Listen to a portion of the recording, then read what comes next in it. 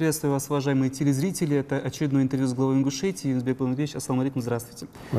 Мы пишем наше очередное интервью здесь, в аэропорту Магаз. Глава Ингушетии буквально только вернулся из Москвы. Я знаю, что у вас много встреч состоялось, в том числе и с помощником президента России Андреем Белоусовым, также с начальником главного организационно-мобилизационного управления Генштаба Вооруженных сил. Была встреча и в Министерстве промышленности и торговли России, с ректором Московского госмедико-стоматологического университета. Также вы были в спортивном клубе ЦСКА. Помимо этого были еще встречи. Хотелось бы знать, о чем вы говорили и какие вот решения были приняты. Мы в течение вчерашнего дня очень хорошо поработали в Москве. Мы с помощником президента, с Андреем Ильичем Белоусовым, обсудили вопросы, связанные с той задачей, которая была поставлена президентом по продолжению, пролонгации программы, федеральной целевой программы, завершенной в нашей виде или как отдельной программе, или как подпрограмм, чисто по линии министерств, ведомств. Мы составили свое видение именно по социальному развитию Республики Ингушетия, так как мы довольно даже сейчас отстаем по социальным объектам от других субъектов Российской Федерации. Окончательно уже работа комиссии совместной уже проведена. Все предложения уже готовы, поэтому в ближайшее время мы уже будем делать уже следующие шаги, в том числе по рекомендации Андрея Ремовича. Главное, что в принципе наши проекты поддержаны, и сейчас нужно дальше уже продолжить этот проект уже на другом уровне. Это первое. Второе, и там же мы одновременно обсудили вопросы участия республики в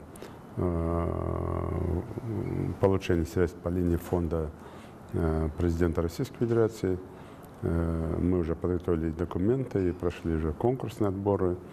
И это существенная такая помощь из фонда президента Российской Федерации, где благодаря этому фонду проводятся капитальные текущие ремонты социальных объектов. И мы планируем благодаря этой помощи порядка 6-7 объектах провести капитальный ремонт. Это довольно серьезная такая помощь будет для наших социальных учреждений, небольших социальных объектов. Следующая встреча у нас прошла вчера одновременно встреча прошла с президентом Федерации дзюдо Российской Федерации, с Василием Васильевичем Анисимовым. Мы с ним тоже обсудили вопросы, в том числе участия наших ребят в чемпионате мира по дзюдо в Будапеште и дальнейшее развитие школы дзюдо республики. Я его проинформировал про построенный специализированный зал дзюдо и в честь победы Хасана Халмурзаева.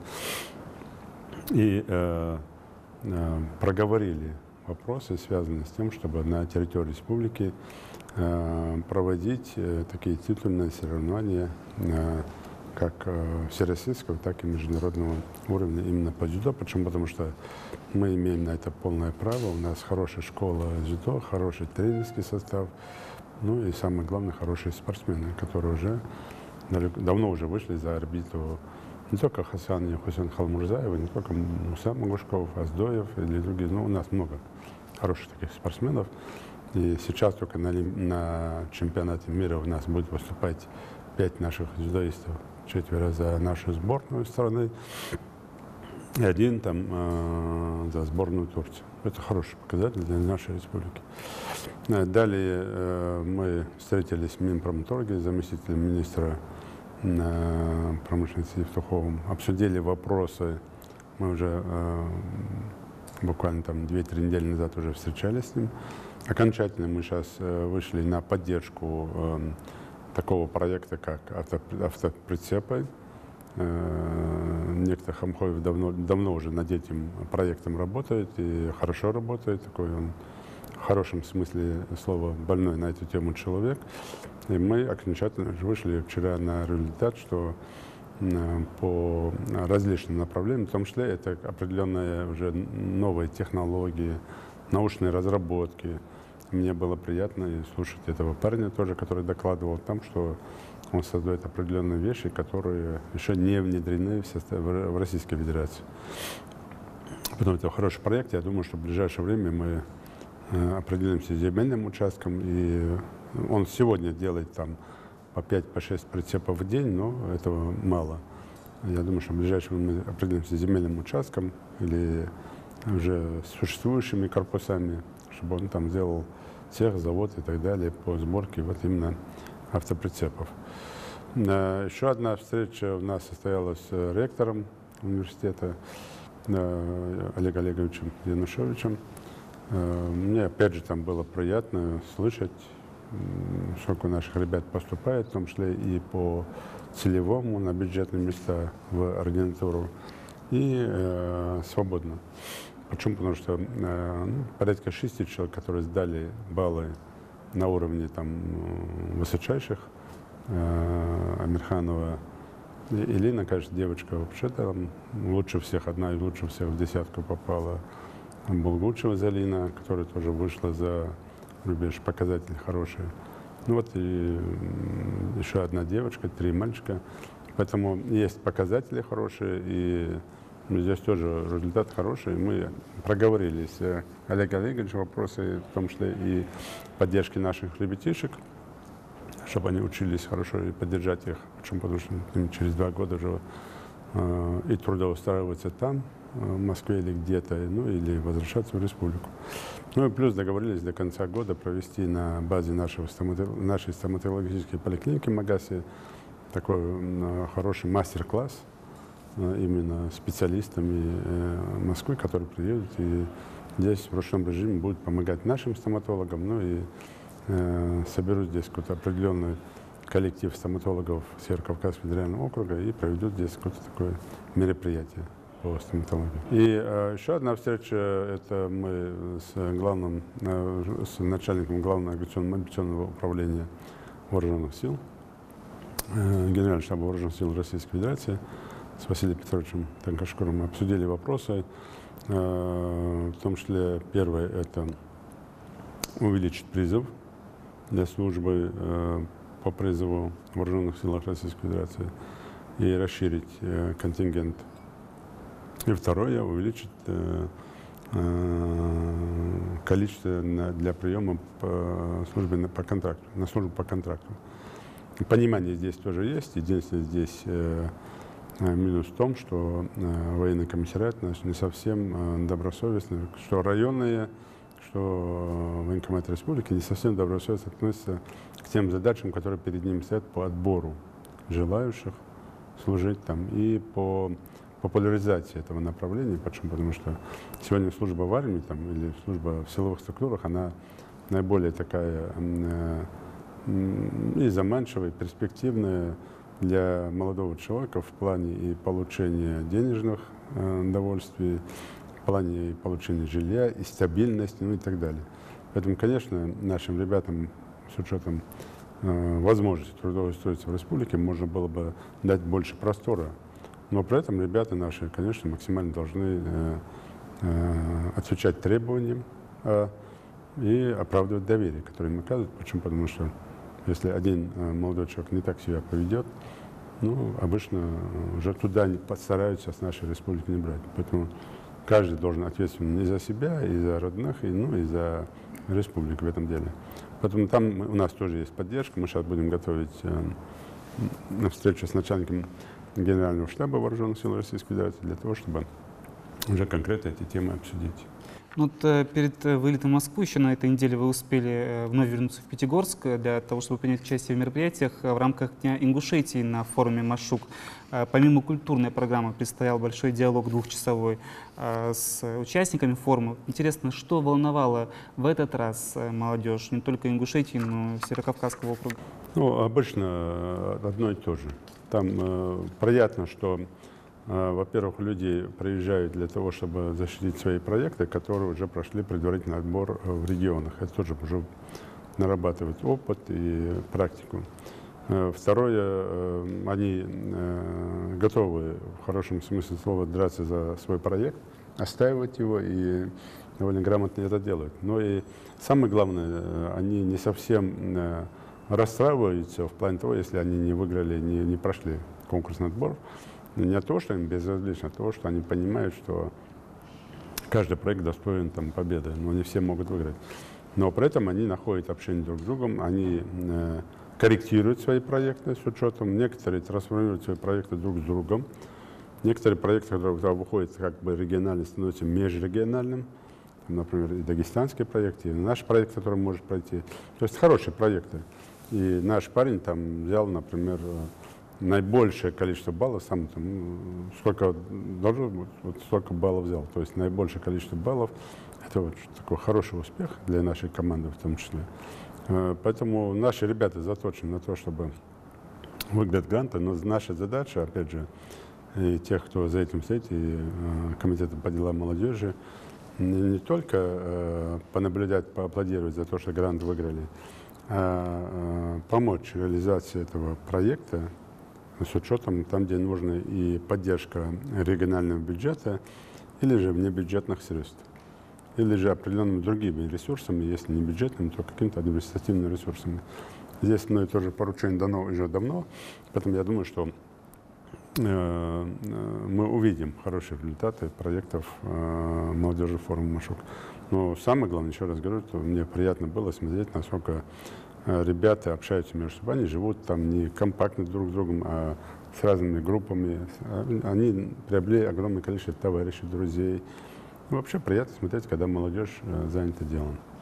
Заместитель секретаря Совета Безопасности доложил вам о ситуации в республике. В целом он оценил ее как стабильную и спокойную, но тем не менее иногда вот происходят инциденты, например, обстрел автомашины заместителя командира роты ППС Акрамана Тамбиева и ситуация, связанная со свадьбой в Сурхаках, где участники кортежа устроили чуть ли не гонки на федеральной трассе. Вот хотелось бы услышать ваши комментарии по первому случаю, по второму. Ну, если по первому случаю, Ваншад Алгаштолт, здесь следствие разбирается, откуда ноги растут, то ли это бандподполье, как мы говорим, то ли это другие вопросы, потому что пока не могу ничего сказать. Опять же, понятное дело, что не случайность, понятное дело, что целенаправленно по нему стреляли. Ну, слава богу, что семья осталась жива, он с семьей ехал в машине. Но и те, кто бы он ни был, или член бандподполья, или там просто бандит, или там человек, который вышел отомстить по каким-то там своим причинам, ну, все равно это нехорошие люди, так если мягко говорить, почему? Потому что совершать такое преступление, в том числе и присутствие семьи, и угроза жизни для семьи, конечно, это очередной раз подчеркиваю, что у этих людей нет ни лица человеческого, ни понимания, ни сознания. У нас такие преступления, они и раньше совершались, но в своем большинстве виновные находились, наказывались, задерживались, осуждались. Поэтому я думаю, что у этого преступления тоже, уверен, будет свой конечный результат, и следствие в ближайшее время озвучит уже по ходу следствия проведется определенные мероприятия по тем преступникам, которые совершили это нападение. По свадьбам. Ну, мы же не раз уже об этом говорили, я даже уже не хочу федеральным каналам давать интервью по этому поводу. Почему? Потому что не совсем хорошо видеть себя. Конечно, мы говорим, что мы удивляемся, хотя удивляться уже нечему. Машины эти задержаны. Я на следующей неделе просто хочу в глаза посмотреть этих молодых ребят и их родителей. Тот, кто снимает это, выкладывает в YouTube. Вот и его найти. Ну, просто посмотреть на него в глаза, там, с родителями пообщаться, с братьями, сестрами пообщаться, понять, вообще они откуда вообще эти люди. Как будто они из космоса. Мы были тоже молодыми, у нас были тоже свои приколы, свои какие-то что-то было. Да, тогда не было интернета, не было вот такого там, ну что ж, у нас всегда было одно, что в армию мы уезжали, что всегда было одно. Не позорь себя, свой род, своего отца, свой народ, не позорь. Вот это всегда было, это вот всегда вкладывали. Вот я помню, в армию уезжали, и вахсак вали, яхсак или там замсак вали, армию чукабат харса алин вали, замсак, чи харса алин вали, валар маладар, я медейте лавин, дуастам махалла, семиду адила, достойно чаквалла, ханяга, умнага лордила, ездил лордила. Ну, какие-то были какие-то вещи. Ну, сухаться, я понимаю, там ну, что-то хотят делать. Я понимаю, что что-то, ну, не таким же образом. Как вам это удается? Ну и плюс я хочу сейчас разобраться, откуда у родителей такие средства, чтобы этим вот таким вот нехорошим товарищам, очень мягко сказано, да, покупать такие дорогие машины. Я говорю, вот я предлагал как-то в Госдуме, тоже говорил, там, закон принять такой по пьяницам, по вот таким мерзавцам, которые вот так делают. Вот закон принять, просто конфисковывать машины, выставлять на аукцион, продавать эти машины и вырученные деньги направлять для лечения, для социальной поддержки вот тех, кто попал в ДЦП по вине вот таких людей. Вот самый гуманный способ был бы, самый гуманный способ. Посмотрите, сколько у нас прикованных там к постели. Поэтому, конечно, по закону мы там не все можем сделать. Кто-то там требует жесткости, там еще чего-то. Но я все-таки сторонник, чтобы все-таки закон был, закон превалировал. Хотя и по закону очень многое можно делать. Надеюсь, что завтра такого не будет. И все-таки молодежь, в конце концов, я вообще не понимаю молодого парня, которому там за 15 лет, там, а тем более, которому за 20 лет, которому за 25 лет. Вообще не понимаю, почему ему должен отец об этом говорить. Для меня это вообще непонятно. Почему отец должен? Он что, сам не понимает, что ли? Он сам не понимает, что он живет в каком-то в обществе. И, конечно, как-то пожестче мы там будем работать, и сейчас будем смотреть в том числе. И я понимаю здесь и прокурора, и министра МВД, которые четко привязаны тоже к закону, так же, как и я. И профилактика, разговоры. И я с отцом этого жениха, так называемого, разговаривал.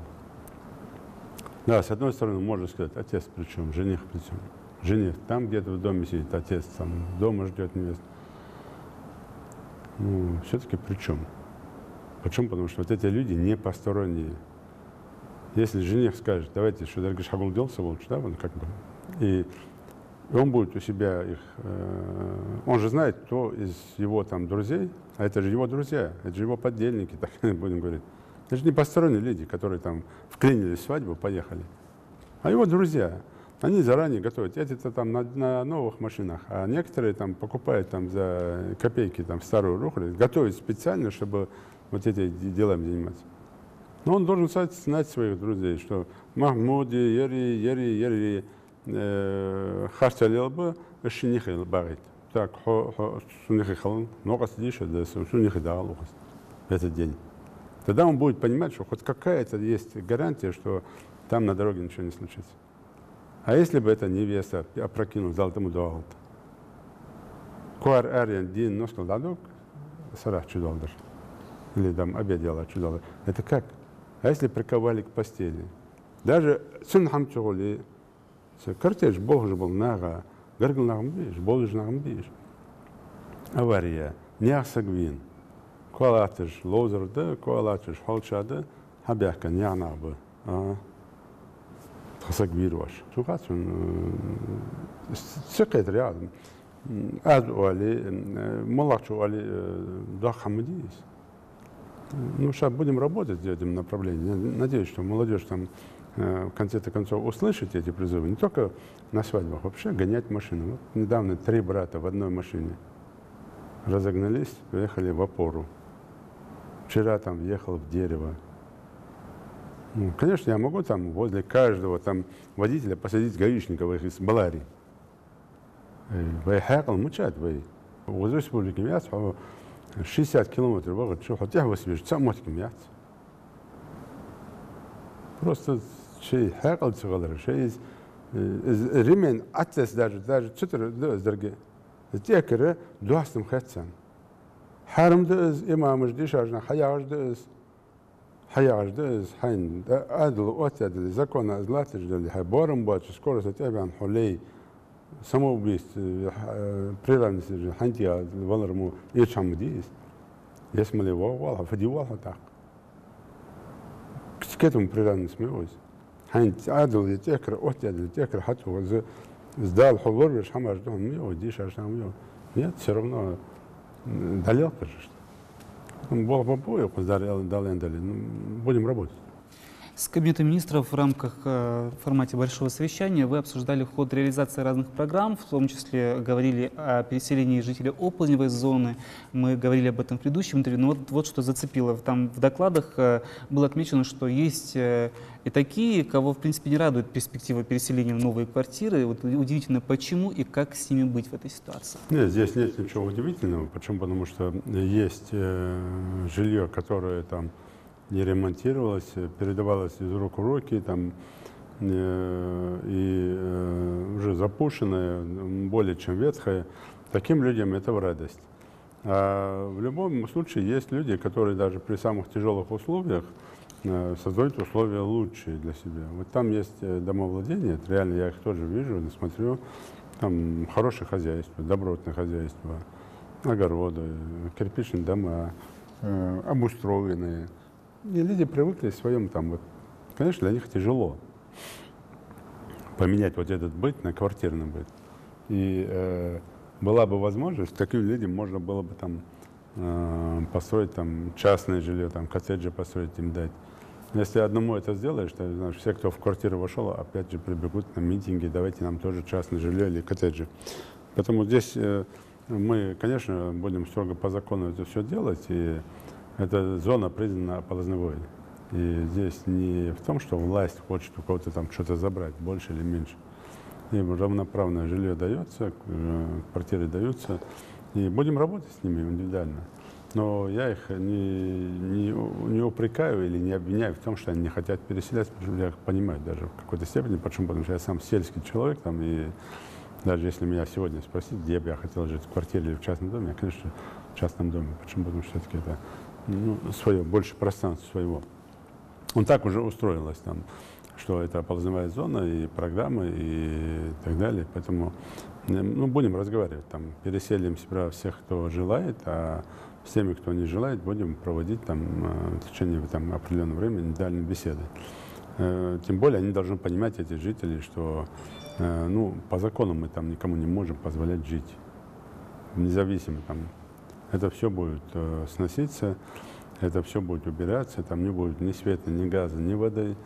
И мы эту зону сейчас разработаем программу 5-летнюю, я там дал поручение, так, чтобы эту зону засеять, засадить медоносными деревьями или другими культурами. И о том, что инвесторы, которые захотят там какие-то там ягодные или фруктовые, там, то есть без капитальных построек, ассоциация пчеловодов, и в этой зоне, чтобы вот, укрепить почву вот этими там насаждениями, и чтобы какая-то польза от этой зоны уже была.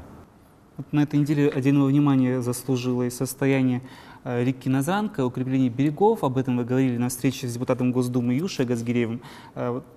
Под прицелом находится эта тема и у блогеров, потому что очень часто пишут о том, что туда сливают нечистоты, что в принципе состояние реки запущено давно. Вот как скоро мы этот вопрос можем закрыть? Но я в ближайшее время планирую все-таки сам еще раз пройти по реке Назранка и вместе с контролирующими, надзирающими органами.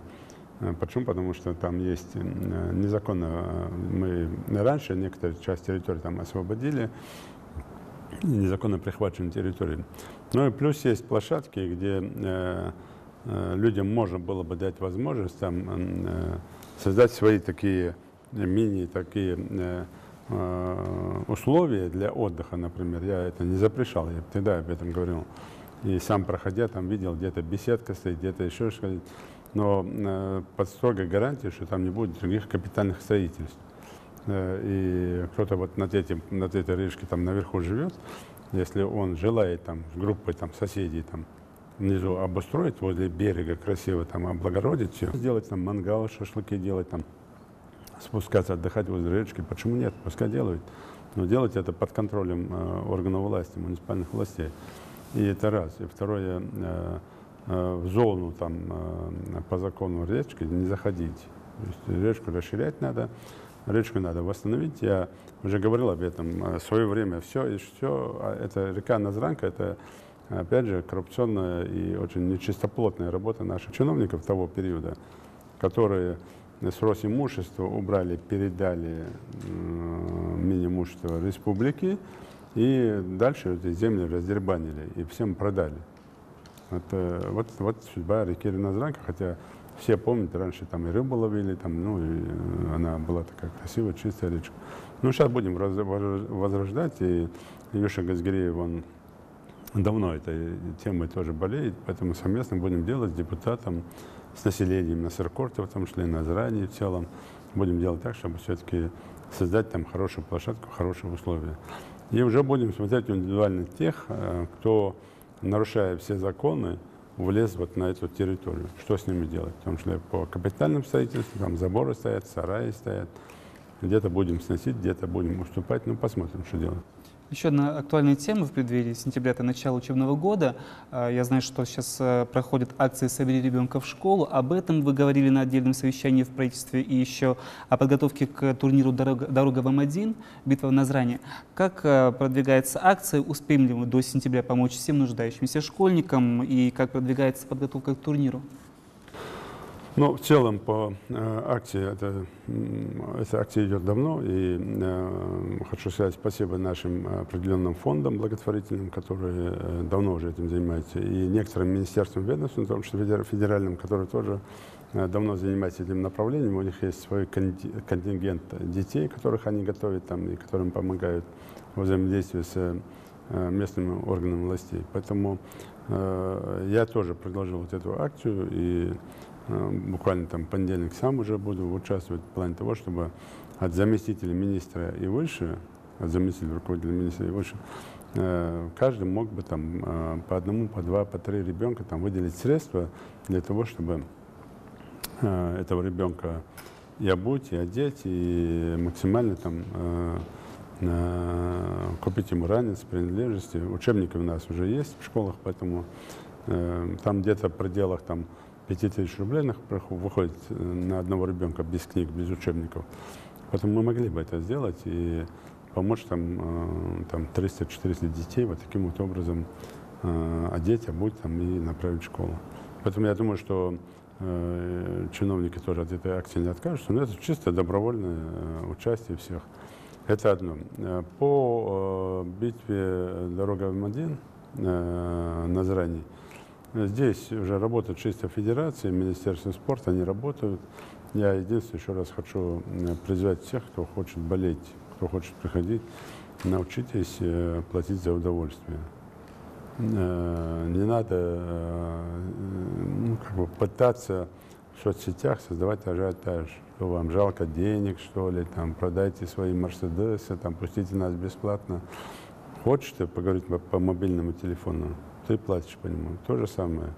Используешь газ, мало ты его используешь, много используешь, там, слабое давление, не слабое давление, поставь счетчик и плати за газ. Используешь свет, поставь счетчик, плати за свет. Используешь воду, плати за воду. Хочешь на концерт ходить, заплати, иди. Хочешь в кино сходить, заплати, иди. Почему? Потому что у нас ярко выражена вот эта вот такая болезнь, что всем хочется все бесплатно. Я думаю, что каждый житель, даже тот, кому не нравится, о чем я говорю, согласятся с этим. Все хотят бесплатно, и все бесплатно. Так не бывает. Я вот был недавно на концерте, там «Звезды Кавказа», во Дворце спорта. Весь Дворец спорта полный. Билеты от 500 до 1000 рублей. Все купили. Все купили, люди пришли. Это там сидят одни, в своем большинстве женщины пришли на концерт. Девушки молодые. Слушайте, молодые ребята, а вы что-то на халяву, что ли, все хотите? Ну так же не бывает. Уважайте себя, в конце концов. Это одно. И второе, эти же деньги идут на содержание, это же Дворца спорта. Это реальная тема, это реально нужно. Мы не могли там заставить болельщиков в футбольный клуб «Ангош». И сегодня довольно серьезная проблема с футбольным клубом «Ангош». Деньги нужны на то, чтобы содержать этот клуб. Даже по 50 рублей билеты не хотят покупать. Казалось бы, что, куда мы идем? Нет, нам давай бесплатно. Если нет, то мы не придем. Да не приходите. Я сейчас и президенту Федерации об этом сказал. Они тоже виноваты. И Федерация М1, и Министерство спорта, и администрация. Хотя Администрация Дворца спорта не должна отвечать за билеты, она должна чисто сдавать в аренду зал, свои деньги получить, а там бесплатно, это их не проблема. Даже 30 тысяч рублей – это хорошие деньги для клуба, для какого-то там оборудования, для текущего ремонта. Надо это всем понимать, и просил бы все-таки обратить на это внимание, и тех, кто хочет идти на спортивные мероприятия, на другие. Ну, если нет денег, сидите дома, смотрите по телевизору. Уж точно мы создали все условия для жителей. У нас на днях будет очередная годовщина нашего национального телевидения. Ну, раньше же не было этой возможности, но сегодня есть во всем мире смотреть телевизор. Смотрите дома, прямой эфир, и, пожалуйста, смотрите, если вам нравится дома. Если нет денег, ходите там в дворец спорта. Но если вы идете в дворец спорта, уж будьте добры, заплатите. И вообще там, это примерно то же самое, зайти в столовую платную, сказать, бесплатно мне дайте, что вам жалко, что ли. Я думаю, что здесь более жестко должны организаторы работать, добиваться того, чтобы все-таки и смотреть, если цены в регионах, там, например, 100 рублей, пускай делают 80 рублей. Если 150, сделайте 130 рублей. Но не так, что там 200 рублей, у нас 50 рублей. Так не надо делать. Пусть на 10-20% дешевле будет, чем в регионах, ну делайте, это раз. Но второе, с чем я согласен со зрителями, вот сейчас я был на концерте, программы нету. То есть я пришел там на концерт, спрашиваю, дайте мне программу концерта. И мне приносят белый стандартный листочек там и фамилии всех артистов, которые так не должно быть. Должна быть хорошая красочная программа. А сейчас несложно, это копейки стоит. Цветной принтер там раз распечатали и положили. Зритель зашел там, билет предъявил, там купил билет, там сразу взял брошюру, эту программу и пошел, сел и хотя бы смотрит. На эту программу смотрит. Хотя бы видит, кто когда выступает. То есть это должно быть. Должно быть там какие-то там попкорны, не попкорны, что-то попить, поесть, что-то должно быть. То есть условия должны быть созданы. Вот здесь я, конечно, с зрителями соглашусь с тем, что когда деньги берут и условий нет. Почему? Потому что эти деньги идут на 4%, они должны делить или на 5, или на 6%. Вот этот процент, который там обратно возвращается к зрителям в виде услуг, там этих брошюр или еще чего-то, это должно присутствовать. Лотереи нужно организовывать там какую-то там между там перерывами, боями или песнями. Заинтересовать людей, причем в советское время тоже такое было. Я надеюсь, что все-таки организаторы у нас в принципе хорошо работают, но я надеюсь, что все-таки Министерство культуры и все остальные сейчас более активно в этом направлении начнут работать. А так, мне приятно, что сейчас в своем большинстве там будут новые ребята наши выступать, и мы должны через дорогу, задача была такая, через М1 дорогу пропускать все больше и больше молодых ребят, которые там должны выходить уже на другой уровень. Есть еще одна тема, может быть, не все в ней разбираются, но она касается каждого, и каждый день. Вот вы на встрече с Русланом Гагиевым и Игорем Храновским говорили о реализации программы «Цифровая экономика». Она разработана по поручению главы государства, утвердили буквально пару недель назад. Документ состоит из 90 страниц, отражает цели, необходимые достичь к 2024 году. В том числе, например, к 2024 году 97% домашних хозяйств в России должны иметь широкополосный доступ в интернет, а в городах-миллионниках должен появиться 5G. Вот, насколько Ингушетия сегодня в состоянии реализовать эту программу, с учетом, например, того, что последние годы многие очень довольны даже тем, как работают местные операторы мобильной связи. С тем же интернетом 3G, 4G большие проблемы иногда возникают в республике. Ну, это не только в республике, это везде есть эти проблемы, и иногда и в Москве, и в других регионах возникают проблемы. То есть там по разным причинам происходит. Здесь надо там больше правительству и тем, кто отвечает за это направление, держать на личном контроле вопросы и раз в квартал хотя бы по итогам там проводить там и разбор, там, и анализ, выводы, там, и какие-то там выкладки делать, чтобы и интернет там, и все остальное лучше работало. Ну, насчет миллионника, понятно, нам-то равняться не надо, но все-таки это довольно сложная задача для нашей республики в том числе, потому что там есть ряд механизмов, ряд условий, да, в том числе и не только города-миллионники, а города свыше 100 и более там 1000 человек. Я дал поручение на это не равняться, а все наши города должны быть охвачены вот этой, как бы, так называемой цифровой экономикой. Там экспертная группа работает. Давайте посмотрим, когда они это все обсудят. Мы все равно должны прописать для себя, ну и для доклада наверх о том, что мы можем выполнить и на какому сроку, и что мы не можем выполнить, и причина почему. То ли нам помощь дополнительно нужна, то ли просто это причина такая сегодня невыполнима, так как у нас МАГАС там, или Назрань не могут в ближайшее время становиться миллионниками. Да? Потом вот такие вещи мы распишем, и здесь мы сроки не срываем. Наоборот, я на опережении здесь работаю, исходя из того, что надо все-таки понимать всем самим, что это такое и с чем это все едят. Я думаю, что мы не хуже других регионов задачу выполняем. В социальных сетях очень много приятных постов с вашего уже ставшего традиционным торжественного приема ингушских офицеров и курсантов военных учебных заведений страны. Как прошла встреча, как вы оцениваете перспективы наших ребят? И вот как человек военный, какой главный совет вы дали нашим ребятам? Ну, я уже говорил там, да, я не совсем доволен работой военкомата. И вот эти популяризации, вот этой хорошей профессии, которой гордились всегда наши предки во все времена.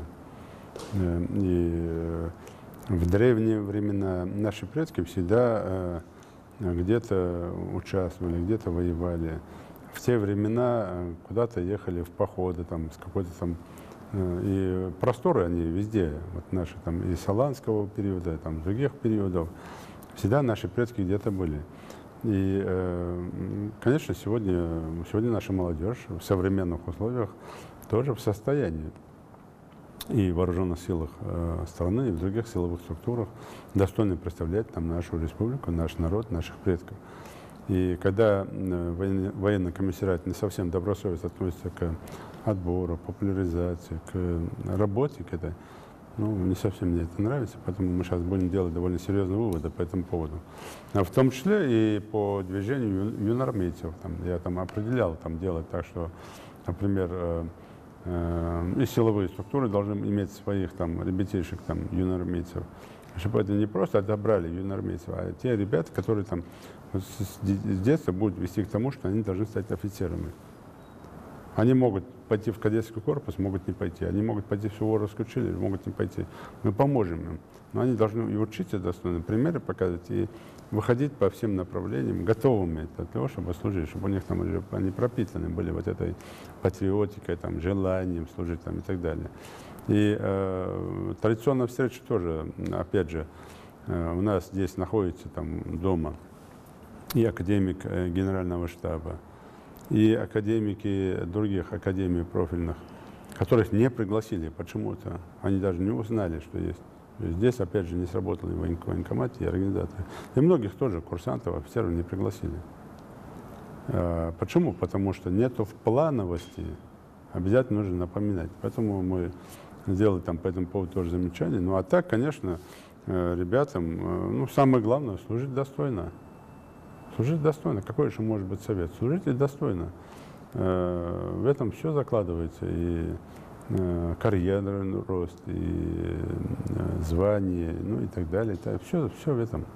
Если человек служит достойно, он представляет и республику, и цепь, свой народ достойно, и задачу выполнить достойно. Я приводил пример, да, когда в окружении Эльберт Нальгиев, да, находясь в русско-японской войне, когда предложили сдаться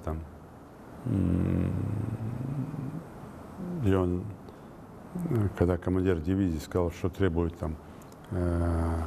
японские парламентеры от нас, от дивизии, которая попала в окружение. А в этой дивизии командиром эскадрона был Эльберт Нальгиев. Что они требуют? Оружие сдать, лошадей сдать, все сдать, и мы вас отпустим живыми.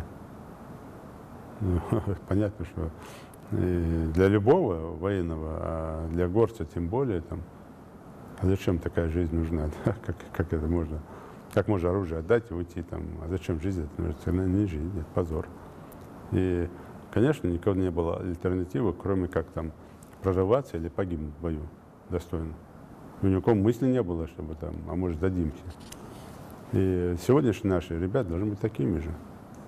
Любая может ситуация. Могут оказаться в Сирии, могут оказаться там в любой точке, в горячей точке, там, где война идет. Но человек должен быть готов. Если ты в какой-то ситуации такой оказался, будь добр. Отдай свою жизнь вот так, чтобы это было достойно. Что ты достойный потомок тех далеких наших великих предков. Даже так. Но я не обязательно к этому веду разговор. А служить достойно. Служить достойно. Даже в мирной обстановке, так как это было, скажем, Далгештолт с Улумбеком Аскановым, даже в мирной обстановке это может быть. В любой ситуации ты человек, даже если не в форме, ты в душе в форме. Ты должен быть готов раньше, чем гражданское, среагировать на любую нештатную ситуацию, которая складывается. То ли это пожар, то ли кто-то под машину попадает, то ли кто-то там с окна падает, то ли кто-то тонет. То есть ты всегда должен быть к этому. Почему? Потому что тебя этому готовят. Не только там воевать, а быть готовым к любым неожиданностям. Поэтому вот к этому я ребят и призывал, чтобы они достойны были во всех отношениях. И чтобы, если уж там суждено, дало, что от тебя дали, ожил хатинили, будь достоин, иди в глаза смотри, иди вперед. Почему? Потому что после тебя слава будет народу, так же как нашим там предкам, которые отдали свою жизнь, не задумываясь. Поэтому и у нас тоже они живые примеры. Вон тот же Абукар Костовий, герой России, живой, да, Алмаш Лолцин, весь полностью изранен. Вот он живой пример, который всех назад отвел, сам остался на острие главного удара, вот этого взрыва. А мог, сейчас мы буквально Далгештолт Бенчан, теракт в Говода-Ровода, Назранского района, очередную годовщину, да, позавчера отмечали. Ну, и тоже вопрос. Мог же там два человека, и Батаев Далгештолцин, и Руслан Нальгиев, который без ноги остался, герой России, получил. Батаев посмертно орден мужества получил. Ну, они могли также, да, там не от того, что люди испугались. Каждый понимал, что это газель, каждый понял, ориентировка была давно, что это газель именно та, что она не просто в гости зашла, там, а ворвалась в здание, чтобы взорваться или что-то сделать. Поэтому каждый начал занимать позицию. А первые, кто среагировали на это, кто и стрелять начал, и к машине бросился, и начал этого водителя вытаскивать, Батаев, и второй, который начал прикрывать и стрелять, Нальгиев Руслан. В итоге один погиб, Далгештолцин, Вулкана, а второй остался без ноги, остался с ранениями. Но это вот когда живые примеры перед нами. Поэтому наши ребята должны, конечно, себя, не только, я не имею в виду именно вот такие страшные случаи, да, но в любом случае, в любая нештатная ситуация, он должен быть там, даже где-то случилась авария, все, когда не знают, что делать, он должен понимать, что делать, потому что он или курсант, он будучи, или просто военный, он научен вот этим всем делам. А для этого ему надо всегда изучать матчасть, всегда учиться хорошо. Я вот свой пример приведу. У меня 2 раза был случай, когда там на машинах часто ездил, там, и в Иваново, там, когда в Иваново служил в Москву, и в Екатеринбурге, когда служил, там несколько раз ездил. Вот 2 случая у меня было, когда я заставал аварии. Я понимал тут же, что мне надо делать. Почему? Потому что я научился оказывать первую доврачебную помощь. Я знал, что жгут надо ложить. Когда все не понимают, я их всех в сторону, и тут же быстро это все делал. Потому что я понимал, что это, ну, и я это делал там, ну, на автомате, я без волнения, почему же я знал, что так надо делать. И после этого там дожидались, там, когда скорая помощь приедет, они тут же это все там это и забирали. То есть благодаря этому там жизнь спасешь, там еще что-то делаешь. Там. То есть это вещи, которые должны быть. Вот, а это все почему? Потому что когда у тебя есть там предмет военно-медицинская подготовка, ты его учишь хорошо. Когда у тебя есть предмет там вождения, ты учишь его хорошо, чтобы права были не левые, а настоящие. Когда у тебя есть предмет там другой, там, ты учишь хорошо. То есть везде надо учить хорошо, учиться надо хорошо. Вот напоследок еще одна тема, очень актуальная на ближайший период как минимум, это организация хаджа.